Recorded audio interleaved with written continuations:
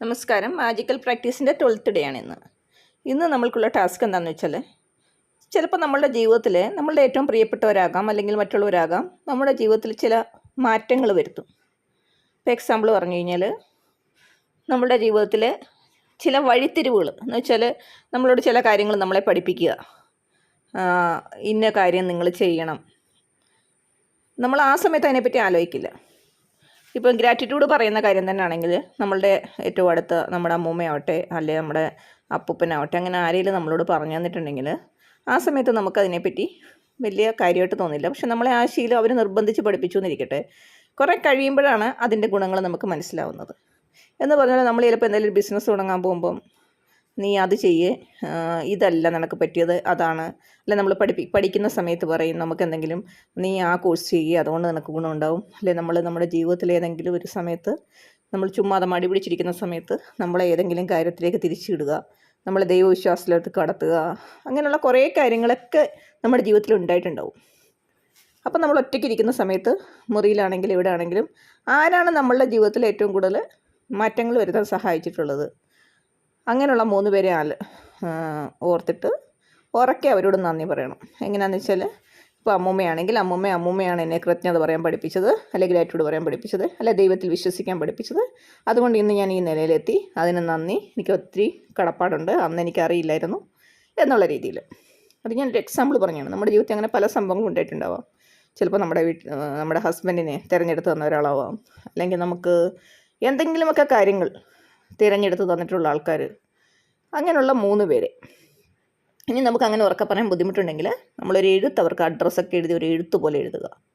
അവർക്കത് അയക്കണമെന്നില്ല, പക്ഷെ നമ്മൾ നമ്മുടെ മനസ്സിലെ കാര്യങ്ങൾ തുറന്നു പറഞ്ഞാൽ അവർക്ക് എഴുത്ത് പോലെ എഴുതുക. അതാണ് ഇന്നത്തെ ടാസ്ക്. അപ്പം ഗ്രാറ്റിറ്റ്യൂഡ് എന്ന് പറയുന്നത് നമ്മുടെ ജീവിതത്തിൽ വലിയ മാറ്റങ്ങൾ വരുത്തിയ 3 പേരെ തിരഞ്ഞെടുത്ത് ഉറക്കെ നമ്മൾ അവരോട് നന്ദി പറയുന്നു, കാര്യങ്ങൾ പറയുന്നു. ഇനി നമുക്ക് അങ്ങനെ പറയാൻ പറ്റാത്ത സാഹചര്യമാണെങ്കിൽ നമ്മൾ അവർക്ക് വിശദമായിട്ട് എഴുത്തെഴുതുന്നു, അഡ്രസ്സ് വരെ എഴുതിയിട്ട്. അതാണ് ഇന്നത്തെ ടാസ്ക്. ഇപ്പോൾ 12th ഡേയുടെ ഗ്രാറ്റിറ്റ്യൂഡ് ഇതാണ്. ഇത് നമ്മൾ ഓർക്കുമ്പോൾ തന്നെ നമുക്ക് ജീവിതത്തിൽ പുറമോട്ടൊന്ന് ചിന്തിക്കാൻ പറ്റും. അവിടെ എവിടെയെങ്കിലും വഴിത്തിരിവുകൾ ഉണ്ടായിട്ടൊന്ന് മനസ്സിലാവും. ആ വഴിത്തിരിവുകൾ നമ്മളെ സഹായിച്ചത് എങ്ങനെയാണെന്ന് മനസ്സിലാവും. അത് ചിലപ്പോൾ പോസിറ്റീവാവും നെഗറ്റീവാവും. എന്തായാലും നമ്മളെ സ്ട്രോങ് ആക്കാൻ അത് സഹായിച്ചിട്ടുണ്ട്. ആ രീതിയിലായിരിക്കണം എഴുതുന്നത്. പിന്നെ നമ്മൾ രാവിലെ ഗ്രാറ്റിറ്റ്യൂഡ് എഴുതുമ്പോഴൊക്കെ നമ്മൾ എല്ലാ ദിവസവും ആവർത്തിക്കേണ്ടത്, നമ്മളുടെ ഇപ്പോഴത്തെ കിട്ടിയ സൗഭാഗ്യങ്ങളെപ്പറ്റി, നമ്മുടെ ഹെൽത്തിനെ പറ്റി, നമ്മളുടെ മണിയെപ്പറ്റി, നമ്മളുടെ റിലേഷൻഷിപ്പിനെ പറ്റി, നമുക്കങ്ങനെ ജീവിതത്തിൽ കിട്ടിയ അനുദിനം കിട്ടിക്കൊണ്ടിരിക്കുന്ന എല്ലാത്തിനും വേണ്ടി ഗ്രാറ്റിറ്റ്യൂഡ് എഴുതുന്നു. അതിനുശേഷം വൈകിട്ട് നമ്മൾ ഗ്രാറ്റിറ്റ്യൂഡ് സ്റ്റോൺ നമ്മളുടെ കിടക്കക്കരികിലോ നമ്മളെപ്പോഴും കാണുന്ന സ്ഥലത്തോട്ട് വെച്ചിട്ടുണ്ട്. ആ എഴുതിയതിൽ നമ്മൾ കയ്യിൽ വെച്ചിട്ട് ഏറ്റവും സന്തോഷം നിറഞ്ഞ സന്ദർഭങ്ങൾ നമ്മൾ മനസ്സിലോർക്കുന്നു, അതിന് ഗ്രാറ്റിറ്റ്യൂഡ് പറയുന്നു. അപ്പോൾ ഇത്രയും ടാസ്ക്കാണുള്ളത്. പിന്നെ നമ്മൾക്ക് പൈസ, നമ്മളെപ്പോഴും കാണാവുന്ന സ്ഥലത്ത് പൈസ എടുത്ത് വെച്ചിട്ട് അതിൽ എഴുതിയിട്ടുണ്ട്.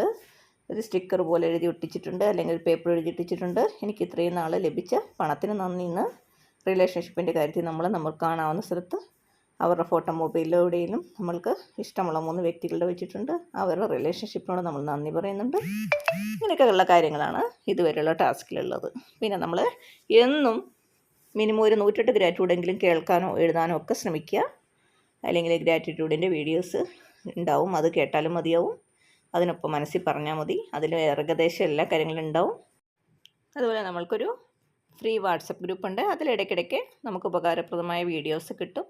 ഇടയ്ക്കിടയ്ക്ക് സൂം മീറ്റ് ഉണ്ടാവാറുണ്ട്. അപ്പം അതിൽ ജോയിൻ ചെയ്യണമെന്നുള്ളവർ ഇതിൻ്റെ ഡിസ്ക്രിപ്ഷനിലോ കമൻറ്റ് സെക്ഷനിലോ കൊടുക്കാം. അപ്പോൾ ഇനിയുള്ള ദിവസങ്ങളെല്ലാം എല്ലാവർക്കും അനുഗ്രഹം നിറഞ്ഞതാവട്ടെ. Thanks for watching.